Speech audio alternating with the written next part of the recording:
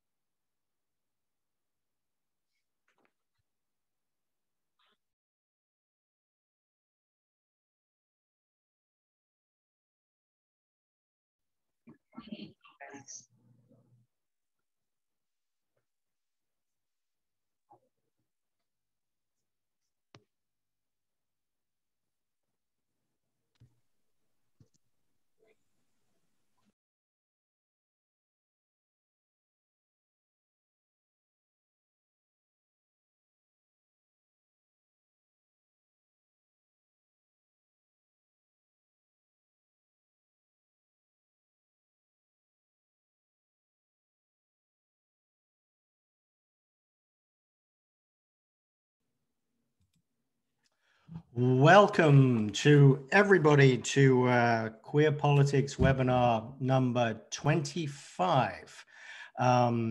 Standard request, if you are willing and able, we would love for you to turn your webcam on so we can see the audience. It's always quite helpful, I feel, to see the reactions of people, but only if you're happy doing that.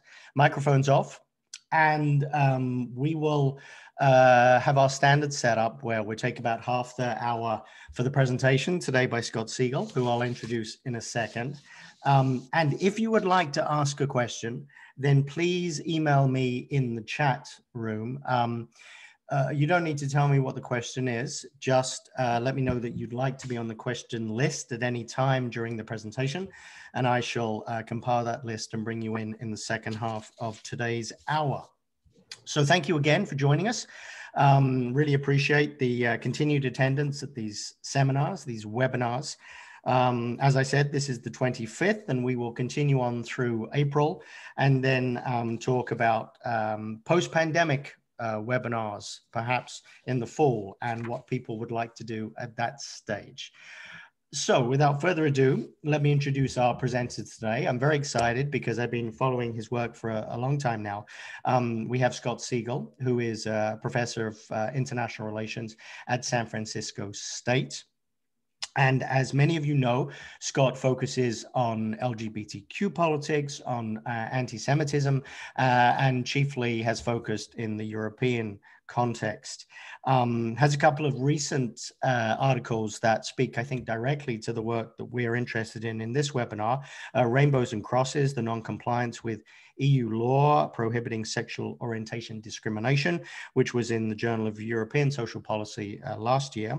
And then Broken Rainbows, the partisan politics of marriage equality in Europe, with Alice Wang in European Politics and Society. That is not completely completely off topic to the presentation today. Scott will be talking about the position of would-be MPs in Europe on same-sex marriage, on marriage equality in Europe, and is going to tell us a little bit about the intersections of partisanship and background on their positions as they take on that issue. So, without further ado, thank you so much, Scott, for being with us today. Scott is going to share his slideshow, and I'll let you take it away. And please remind us, if you want to ask a question in the second half, please just send me a little note saying you want to be on the list. So welcome, Scott, and take it away.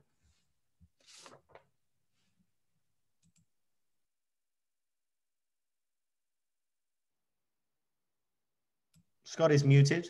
We will have to unmute Scott, or Scott will have to unmute himself. This always happens at the most convenient times. Oh man, my students, some of whom are here, and thank you, Andy, for inviting them, know that I am not the most technically capable person when it comes to having our little lectures. But thank you again for inviting me. This is a really great opportunity for me to share some of the work that myself and two colleagues, including a student of mine here at San Francisco State, have been working on for quite a while. I really appreciate all my friends, colleagues here, and look forward to all of your questions and comments later.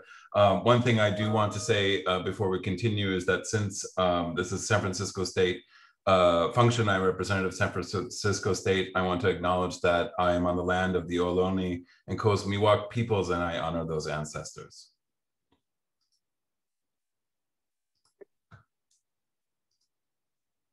So, where is the party? Explaining party positions on same-sex marriage.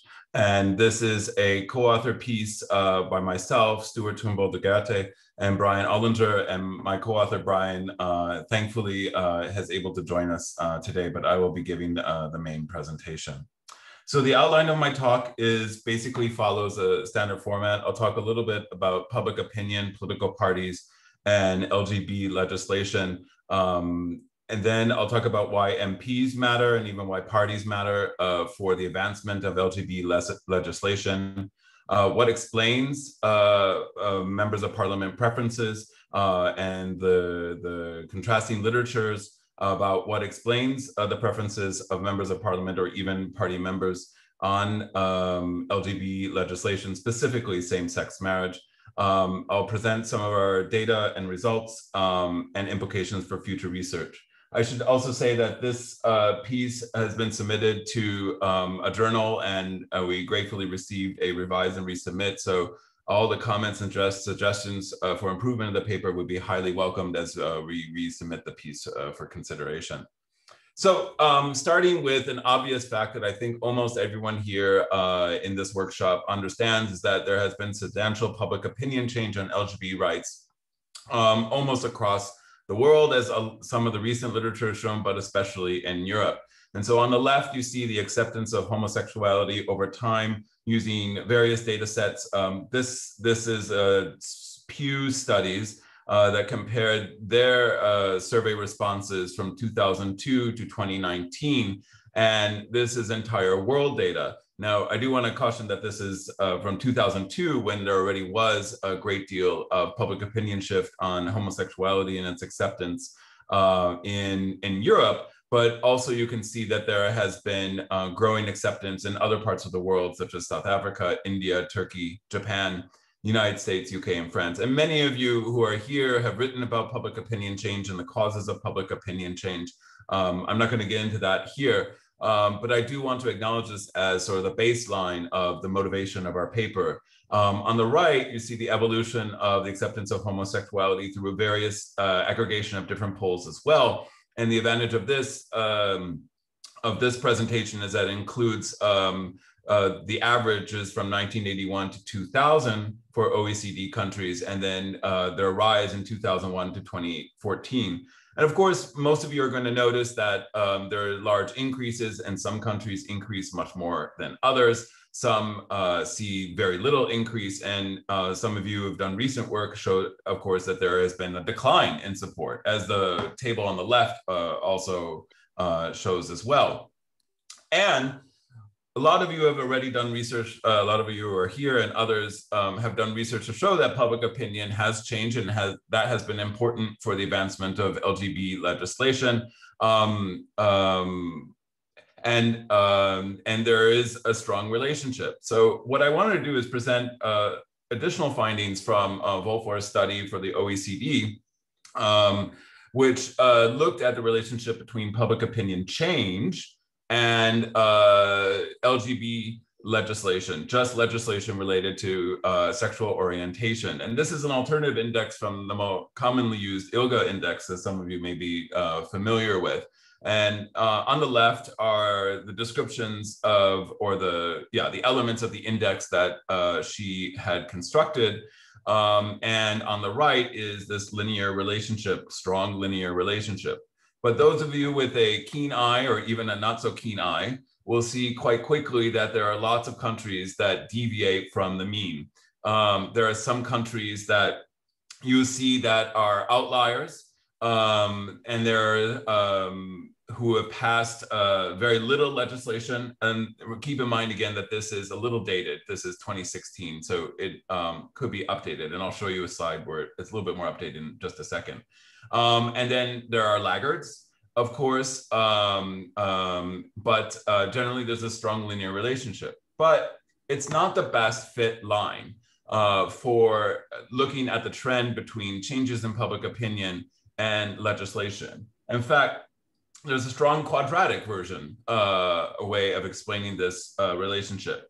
So what you see here on the x-axis is country-level approval of homosexuality across countries and years. So each marker is one country, 1 year, okay? And on the left axis is the ILGA index, which are the number of laws passed that include lesbian, gay, bi, transgender legislation in Europe. This is only in Europe, and so it excludes OECD countries like Canada, New Zealand, the United States, Israel, and others. So each marker, again, I wanted to emphasize, is one country, 1 year. And you can see that the better way of explaining the change in legislation is this sort of quadratic function. And whereby for several years, from 1979 to maybe about the 2000s, you have very little legislation. And then, of course, there's this takeoff. Now, you can't see the year here, unfortunately. I tried desperately at 2 in the morning to create a 3D graph in Stata, but I sort of gave up at some point. Anyway, you can also still see some leaders and some laggards, okay? So let's look at the UK, for example. Generally, there's no movement until much later. And when public opinion is very high. You also see Sweden is up there in terms of moving forward than others. Leaders also were Spain and France. Now, again, you can't quite see that about leader and laggard terms of time, only in terms of the amount of legislation given the state of public opinion. Those countries that moved sort of relatively in track with public opinion would be Denmark and Belgium, and the laggards have been Switzerland, Germany, and even Central and Eastern European countries where public opinion is slightly higher than predicted, but yet we see few less legislation. So what is the primary role of governing parties for LGBT rights? Well, in a quick analysis, and this is not exactly comprehensive in any sense, but a quick look at when LGBT legislation, or specifically same-sex marriage legislation, I should emphasize, is passed, comes in sort of 3 forms. The first are the agenda setters, and these are the cabinets and governments that passed legislation. It could have been done through free votes, it could have been done through roll call or simple assent. And many of you will probably know with some awareness of European political parties and where they stand, that most of these are center-left or left parties. There are some coalitions in there, and I'll talk a little bit about the role of political ideology in just a sec. But in most of the cases on the left, what you see, no pun intended, mostly left governments are responsible for the passage of these laws. I do want to say that, how legislation is passed does vary across many of these countries. Sometimes it's just through simple assent, like it was in case of same-sex partnerships in Germany. Sometimes there's a vote, but everyone follows the party line, as in the case of Spain and Portugal. And in most of these countries on the left, what you see are party line votes, and in a sense, but there are some free votes in here, like in the case of Canada.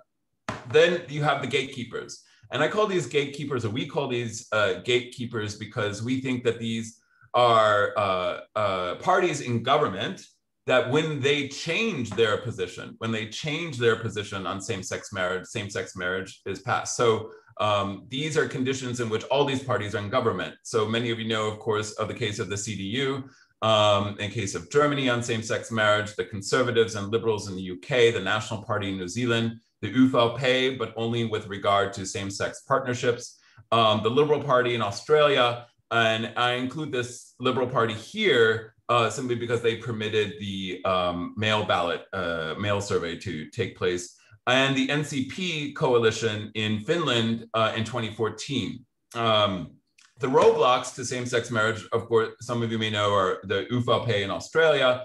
I include the SVP or SVP and the EDU in Switzerland because they have repeatedly delayed such legislation, and the EDU is responsible for using parliamentary initiatives to hold referenda on same-sex partnerships and same-sex marriage.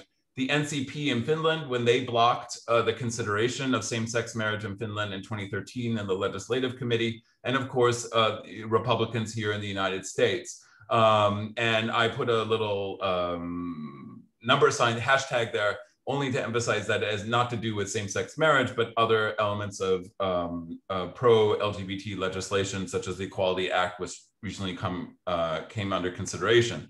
So the basic point of the slide is to sort of emphasize the role of political parties, and that public opinion may be neither sufficient nor necessary, nor do we even know what the threshold would be in order for legislation to pass.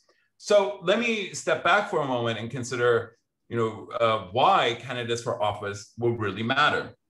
Why are they so important? Now, the first point I made earlier was about how important political parties are actually for legislation to be passed. In fact, in most European countries, same-sex marriage legislation, which is the topic of this paper, passed through parliamentary legislation. There are only a couple exceptions to that. Of course, all of you know about Ireland.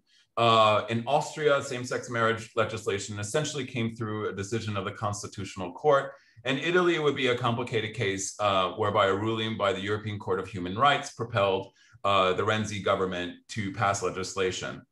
But why else do they matter? First, elites shape public opinion, and the literature on this is vast. I don't cite everything here, but they are very important to shaping public opinion. It's not just that LGBT legislation, or let me be more specific, same-sex marriage legislation is response to a demand, but you can also shape it. You can also create these values and attitudes. And that literature on how the role of public elites dates all the way from Campbell in 1960 to a recent study in Denmark, an amazing study that showed that when political parties shifted their positions on welfare state issues, that their voters followed. And this is especially the case when issues are of low salience or of among low information voters. And something I want to mention along those lines is that in another part of research that I've been doing is we tried to track when same-sex marriage or LGBT issues of any kind appeared in comparative manifesto data, and it really doesn't until the 2000s or forward. And sometimes it's still not even mentioned in current comparative manifesto data. List party systems usually control who is selected. So as many of you know who are scholars of parliamentary politics, is that in parliamentary systems, the parties select the candidates, and they want candidates who toe the line on party policies. So they're not likely to select people who disagree with their marriage, now with their positions on LGBT issues. And of course, this is controlling for the fact that LGBT issues for many, many years, until maybe the last 10, 15, 20 years, have not been a salient issue. When it does and does not become salient, it is important. So I'm not always saying that list party systems and party discipline will matter in the case of LGBT policies.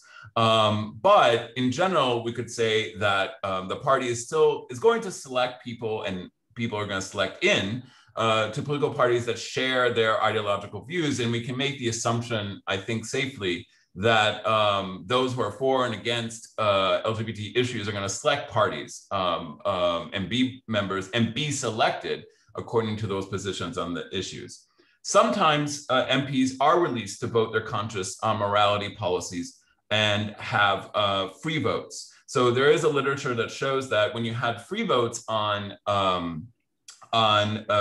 same-sex marriage in New Zealand and in Australia and the UK, that you got different outcomes, and those outcomes were based on their individual attitudes. And finally, the comparative candidate survey, which is the data we use here, is really underutilized as an existing cross-national data outside the US on MP attitudes. There's very little actually we know about candidates and their views. So I just want to very briefly go through this slide and talk about all the different, or the two main hypotheses for why MPs both vote the way they do and what could be their preferences So on the left, you see partisanship as a main indicator. Lots of literature shows that left parties are more likely to pass legislation and be supportive of LGBT legislation than right ones. As Andy was referring to in a publication I published with Alice Wang, is that it wasn't whether you were left-right on the classic, left-right spectrum, but where you stood on the post-materialist spectrum. So that would explain why center-right parties also adopted same-sex marriage. Or they also want to accomplish other policy goals or win elections. And the citation I have here is the referendum on same-sex marriage in Croatia. But some of you are familiar with the American literature into whether or not the bans on same-sex marriage at the state level brought out more social conservative voters in the 2004 federal election. On the other hand, there's a literature that shows that the individual values of MPs matter. Their core values shape their attitudes on morality policies. And then there is actually some disagreement over whether or not MPs, or elites, if you want to put it that way, are more conservative than their constituents or or more progressive than their constituents. And there's a lot of concern, especially among right-wing populist parties, that LGBT rights advance despite the state of public opinion. And of course, there's been some work here in the United States about the degree to which there's congruence. Laxton Phillips, probably a famous study that shows this, but nevertheless, that is a main critique of right-wing populist parties in Europe. And then there are other reasons why MPs can change their attitudes, such as increased representation of sexual minorities and gender minorities in the United States and elsewhere. Or there's no change in attitudes. And that citation there isn't related to LGBT rights per se, but there is an amazing study that they showed that British MPs across 40 years did not change their policy positions. Something that still has to be done is to look at those attitudes with regard to LGBT legislation or same-sex marriage. So what we decided to do is use this underutilized survey, the CCS survey, that surveyed candidates from 2005 to 2018 at different election intervals. So the surveys, they asked them, took these surveys during or right before a national election. And our dependent variable is the level of agreement with a same-sex marriage ban. Now, let me emphasize again that our dependent variable is your level of agreement with a same-sex marriage ban, where we transformed it a little bit into saying disagree with a ban is 1 and not disagree is 0. And there are a couple of reasons why we use this. First, it's the only dependent variable we have on perceptions of LGBT rights and attitudes towards LGBT rights. And for better or for worse, it's been the most salient issue in LGBT politics. We can have a discussion later about the pitfalls of that. Our independent variables are the party family. And what we did is we matched the individual parties that the candidates came from with the party families they belong to, according to PartyFacts and ParlGov. Their political ideology on the Galtan, which is the post-materialist political spectrum, their levels of religious observance, their levels of education, gender, age, and whether they come from a post-communist country or not. And that gives us about 27,000 candidates for office between 2005 and 2013 at multiple election intervals. And I want to emphasize again, this is not panel data. So it's not the same candidate over time. It's just a group of candidates, 27,000 of them over time. And some countries are surveyed more than once. Now, this is a table full of lots of different numbers. All I want you to get from this is to look at change, Now here, the response is, do you strongly agree with a ban on same-sex marriage, or do you strongly disagree with a ban on same-sex marriage? These countries that you see here on the left are the ones that were surveyed more than once. So the latest year that they had available, you see in parentheses, and then in the subsequent parentheses is the earliest year in which the survey was taken. And that's just for transparency's sake. So you can see that the questions were asked in different years in different countries, which makes things a little awkward. But the overall takeaway point from this table I want you to see is that there's a major shift to strongly disagree with a same-sex marriage ban across all countries with the exception of Montenegro. And the reason I think Montenegro is a bit of an outlier is because so few people in Montenegro were surveyed. I'm not so sure if it represents a pattern of public opinion change and MP public opinion change in Central and Eastern European countries. And then look at this, which is more important to us, which is the change across party families. And again, this is the percent support for a ban on same-sex marriage. And you can see it almost uniformly shifts to strongly disagree. There's an interesting exception here, ecological parties, where there's actually a decline and strong disagreement. Now, one reason that can be a small decline is because ecological green parties have always been relatively strongly supportive of same-sex marriage. So there's little change that can actually happen over time. So let's get to the results. Our key findings were that party families matter, but only for communists, Greens, and right-wing populists. So belonging to this particular family only mattered for your support, for your opposition to a ban on same-sex marriage. I apologize for the confusion between the two tables in this figure, but it's how we decided to do the analysis.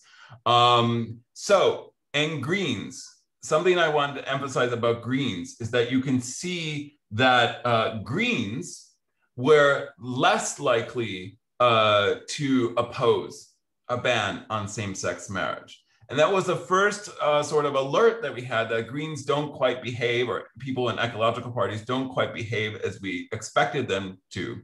Where you stood on the left-right political spectrum in terms of post-materialist values does affect your relative support for opposition to same-sex marriage.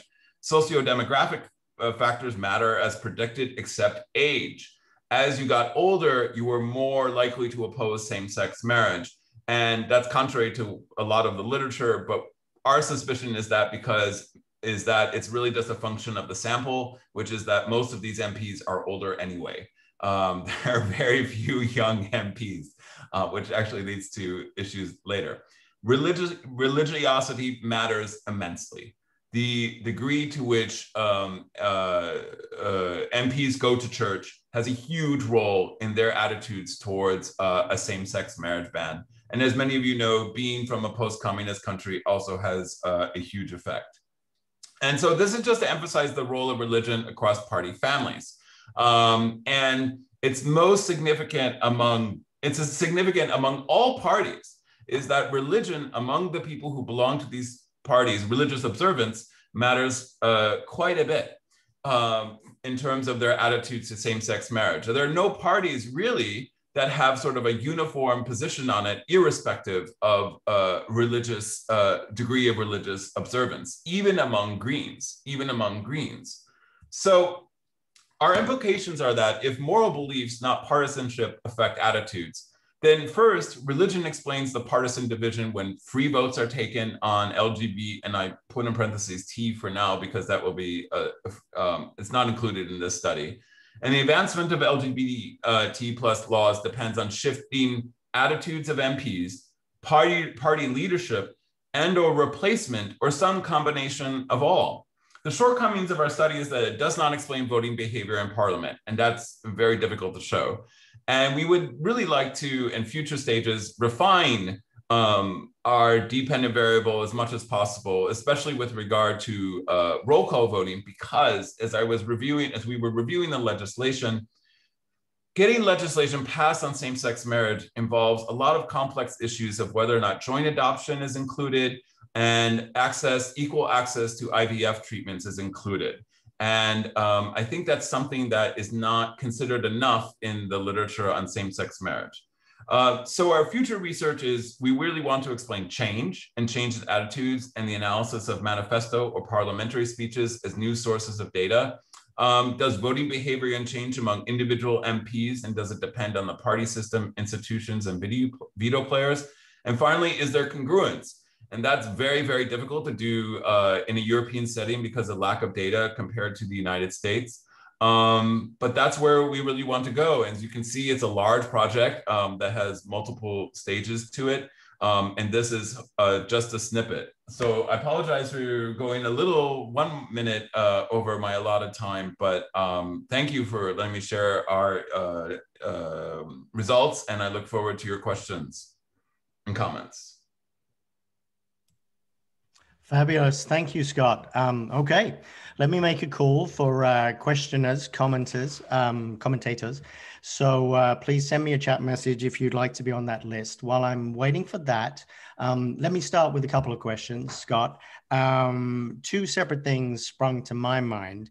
One is, I wonder if you're able to capture in any way the salience of the issue, in the sense that it strikes me that in almost all of these cases, a LGBTQ or a marriage equality issue becomes salient at a given time. Sometimes it's mobilized for strategic reasons from opponents. Sometimes it comes up for other reasons. But obviously salience and strategic outcomes of voting behavior are going to be wrapped up together. And it seems like the voting behavior on a sort of low level issue that doesn't really matter that much is not going to be driven in quite the same way as something that is a hot potato issue. Obviously more extremely in Africa or elsewhere or Russia, these issues have salience at any given time. But in the European case, I still think salience matters. I'm not sure how you quite capture that, but let me pose that. The second question, and you had your first table and you nicely identified me as somebody who talked about contact theory. You did point out that it was not tested, which I'm not taking personally. But I do think that one of the variables here that we see, at least anecdotally, is that social contact relationships breed different views on policy. Now, you know, we see a significant tracking of the number of people who say they have LGBTQ families and friends becoming more supportive of marriage equality. I would say that in a legislative chamber, the number of members of parliament who are out LGB representatives, any legislative chamber, it does seem to affect the behavior and the voting behavior of their colleagues. And, you know, I think about the British example, and I think we still have a British MP who was in that chamber at the time, Simon Hughes with us. And the British example was, you know, there were 14 parliamentarians who got up and spoke in the marriage equality debate. They all started their intervention with I. and they said, I am now going to tell you about my life as a gay man or a lesbian woman in Britain in the 70s and 80s and 90s and what this means to me. And we find that anecdotally, people on the opposition side sometimes move because of their relationships with their peers around them, not least their family and friends, but actually their work colleagues, either in the same party or outside. So those two questions, you've got the issue of salience, can you capture that? And you've got the issue of contact theory and how MPs might just be reacting to a change in dynamics of who is at the table. Well, thank you. Those are actually two really great points. We can't capture salience right now, but I would like to build in at some point using we would like to build in comparative manifesto data. And when there's appearance of, we'd have to do something very refined, but of LGBT issues. Even the CMP doesn't really ask directly about same-sex marriage. The only way that some people have really looked at party change and party attitudes is the statements they have on traditional values. So one way we do capture it is year. And all we can do is assume that the salience of same-sex marriage and others increases over time, and year is significant. Year does increase opposition to a same-sex marriage ban. Contact theory. I love talking about contact theory, and whenever we're in person again, Andy, I really want to talk a lot about contact theory. So I think that contact theory does matter, but I think increasingly it's dependent on the institutional system there. Really, does it have as large of effect as we often assume? And there are two ways I'm thinking about it. I think you're right that contact theory works, and everyone else here who's worked on contact theory shows how important it is. But I always also think of, despite contact, some people, especially powerful ones, don't act as you expect, such as Chancellor Merkel, there are some people here who are very much more familiar with the exact anecdote that I'll describe. But when she was at a press conference or at a meeting, a town hall meeting of some sort, and someone asked her about same-sex adoption, she seemed to say, "Oh, I've changed my mind somewhat on this, and I do think that same-sex couples should have families." But when it actually came to the free vote on same-sex marriage, she voted against it. And then we have the data that's just come out, a study that just came out about the polarization in Congress, in the US Congress, on LGBT issues. And despite secular approval of homosexuality and so forth in the United States, and we can argue, and I'm really interested if anyone has more recent data of the increased representation of LGBT minorities in Congress or at the state legislative level, that at least in the US Congress, there has been more polarization. And if I can give you just one quick anecdote of my own, is that in a separate paper I'm working on Switzerland and attitudes in Switzerland. And part of my research, I went to Switzerland to ask members of parliament, party members, what they thought about same-sex marriage. And I interviewed people across the political spectrum in Zurich. And I went to Canton of Zurich, and I spoke to a member of the EDU or the EDU, a far-right religious party in Switzerland. And some of you may know that there was an MP in Switzerland whose name escapes me right now, but he was gay and a member of a center-right party and went abroad to the United States to adopt a child and came back. And is very, very famous. And there was a split in his party, the CVP, and so forth. So I went to the house of the EDU member, and he's a very religious man, very evangelical Protestant. And he showed me pictures of him holding that MP's child that he had adopted. And then I asked him, well, has your opinion about adoption by same-sex couples changed? And he said, no. And he was still opposed to it. And I'm not saying that all the research on contact theory is wrong, but not by any means, but only in the sense that we really need to have a deeper understanding of it, of when people do and do not, MPs do and do not change their opinions. And that was a really moving moment for me. Absolutely. After the pandemic, I think it'll be nice to discuss all these things in person.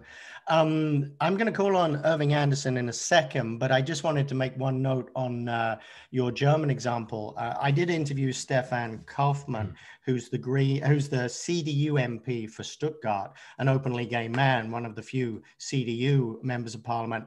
And we discussed Merkel's sort of transition on the road to Damascus, about visiting the lesbian couple in the Baltic. And he said, and member of the same party, he said it was entirely strategic. It was entirely inauthentic, that she knew that the CDU had to move on the issue. They wanted to signal before the election some progressiveness on the issue. And she used that as a trope, the contact trope, to merely justify the fact that now was the time for her to do it. And he totally dismissed her citing of that story about meeting lesbians with the child in the Baltic in her. Right. With that, you can see how important qualitative research is. Right. We should all interview everybody in Berlin constantly. So let me call on Irving Anderson. So hello, Scott. Really good speech, really interesting facts and figures and data, and I really appreciate your time.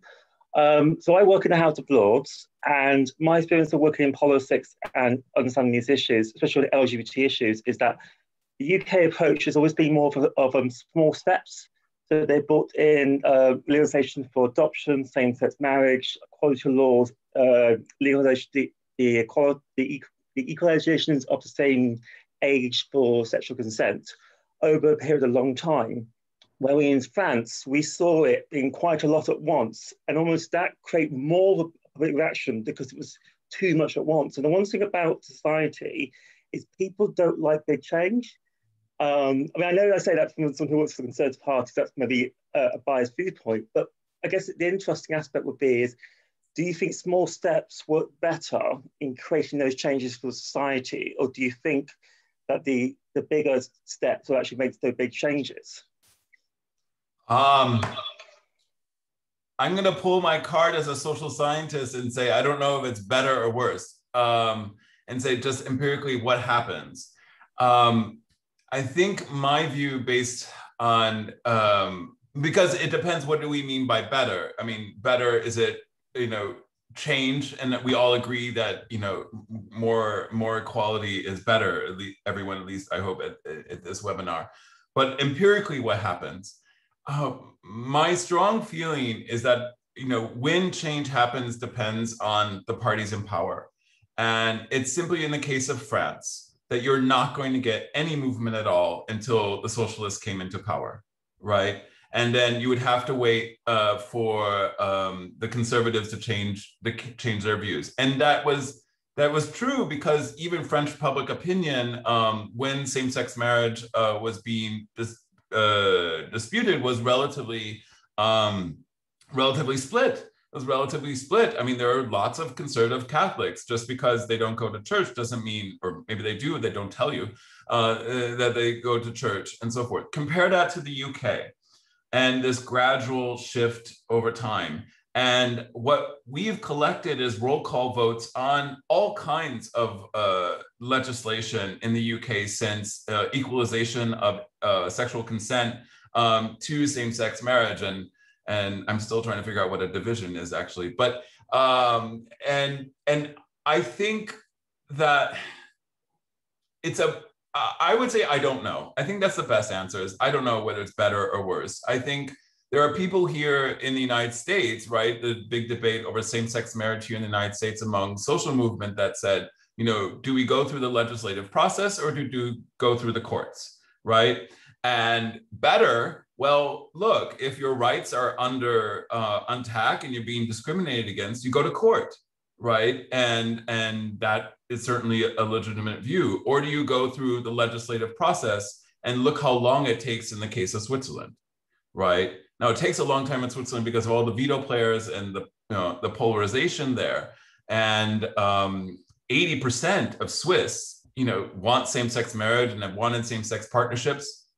And yet there's also that danger, very quickly, if I can close this off, is in Switzerland that a ban on same-sex marriage almost passed. And why? Because people were following the party line and didn't have constitutional protections. And so that's part of, another area of research of mine is direct democracy, and how it can be a threat to LGBT rights, but that's for another webinar. Thank you. Great. Let's call on Gabriele Magni. Hi, Scott. Thank you for your presentation. Very interesting. My question is about whether the factors that influence political candidates' position, in this case on same-sex marriage, whether do you think are similar or different from the factors that influence voters' position? Specifically, it seems from your presentation, and correct me if I'm wrong, that religiosity plays a big role, perhaps at least as big or even bigger than political ideology and partisanship.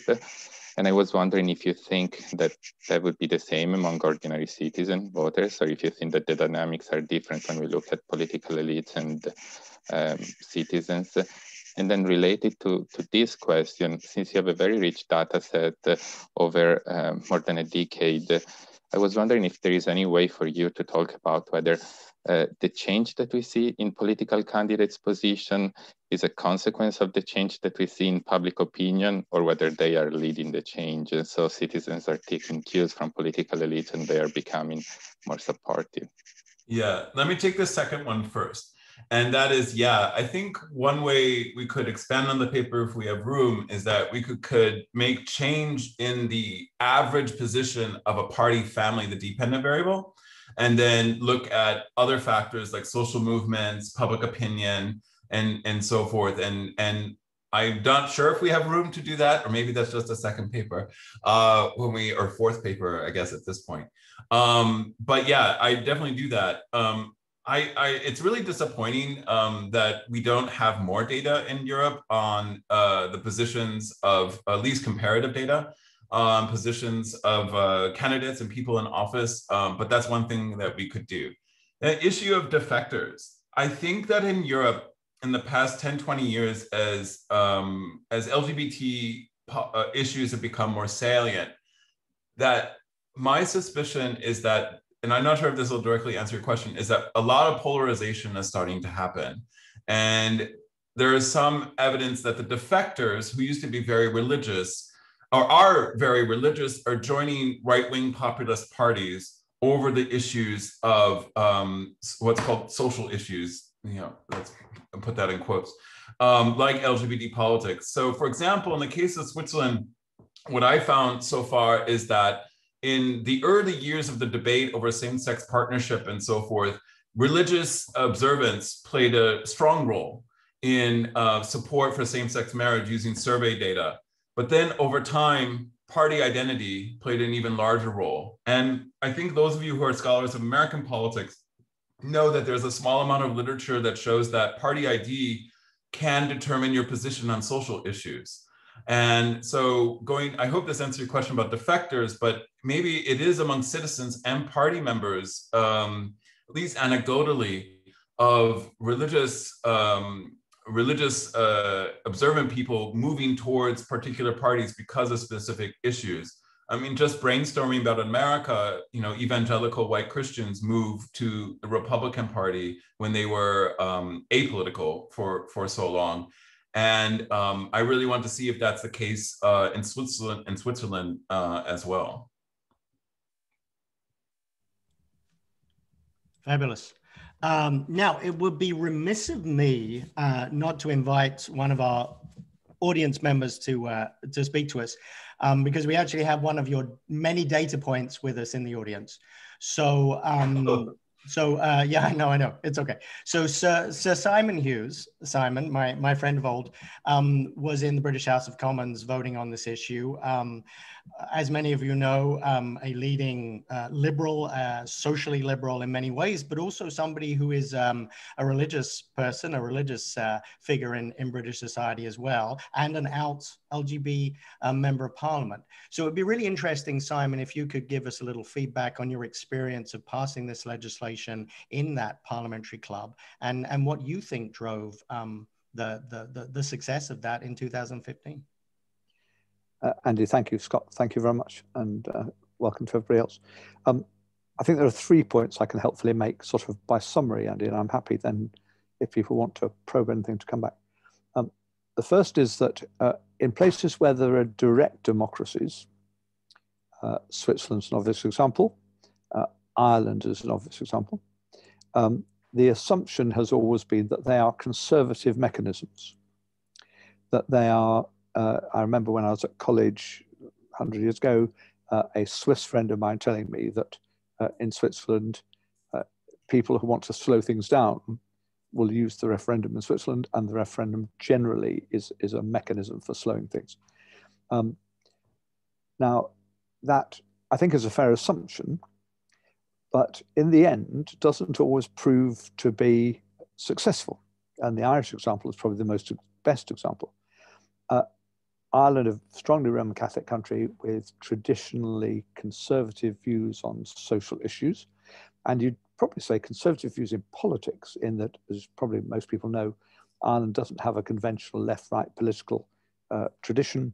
It has a tradition that hasn't really changed for 100 years in terms of the issues towards independence of Ireland 100 years ago.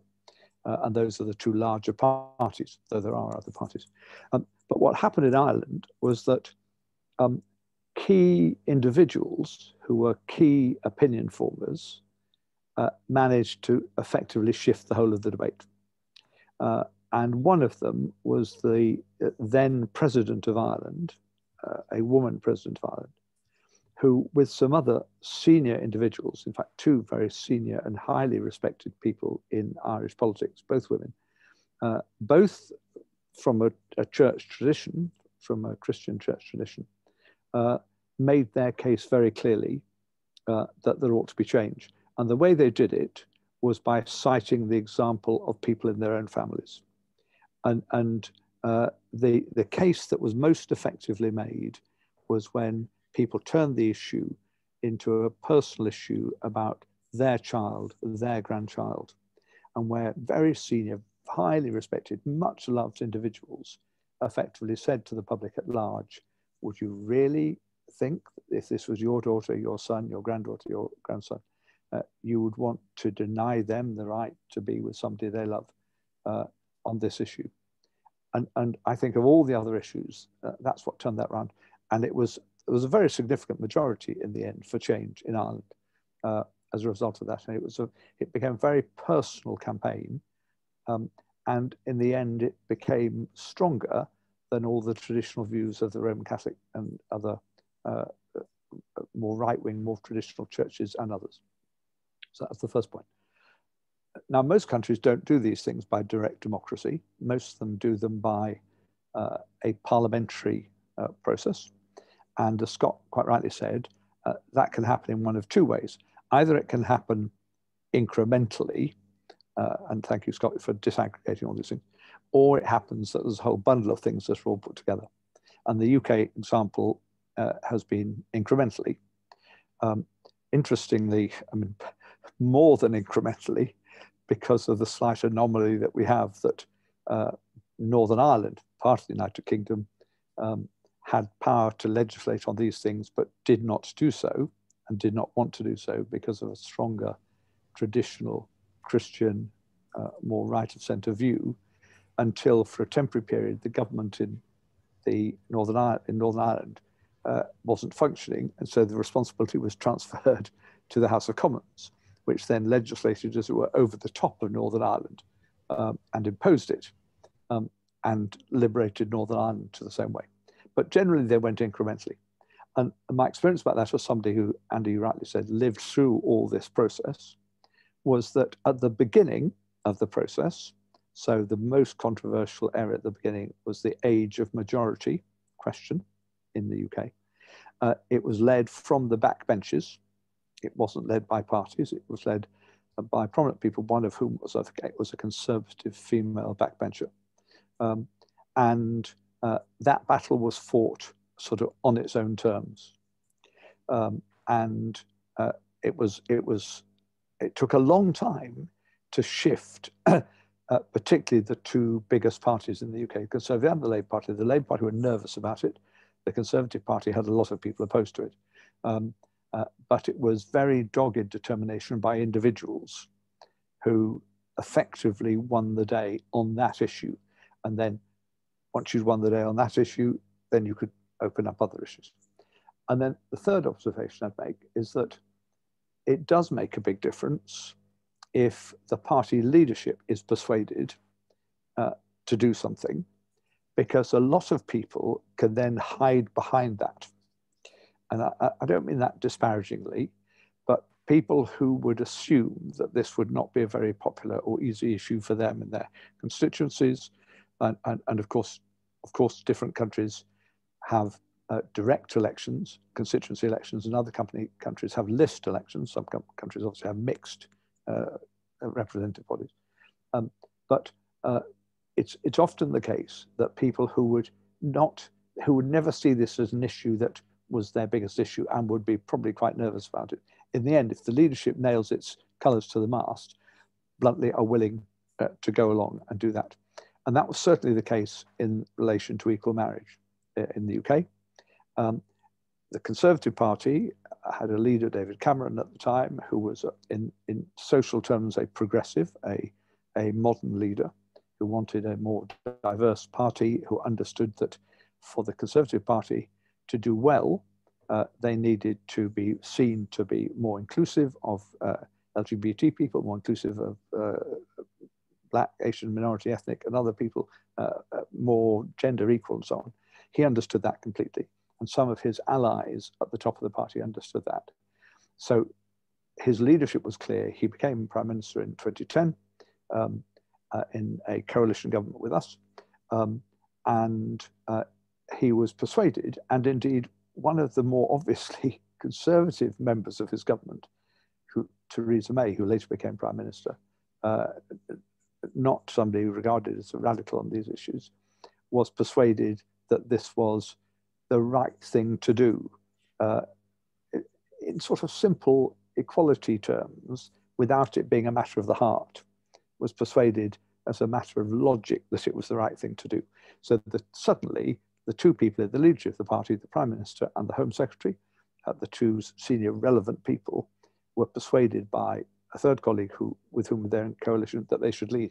And pretty well, I mean, not everybody, of course, but pretty well all of the Conservatives who had never said anything about this issue before then went along with that because it was safe, because the tribe was moving together and you weren't going to be picked off individually if you were moving across the plain with the tribe.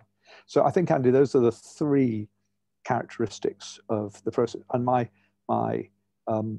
perception is now, and the UK is quite an interesting case like the States, because we've always had two relevant issues playing on this. We've had our own domestic considerations, and there are different legislative contexts within the four countries of the UK, but we've also been subject to the European Convention on Human Rights.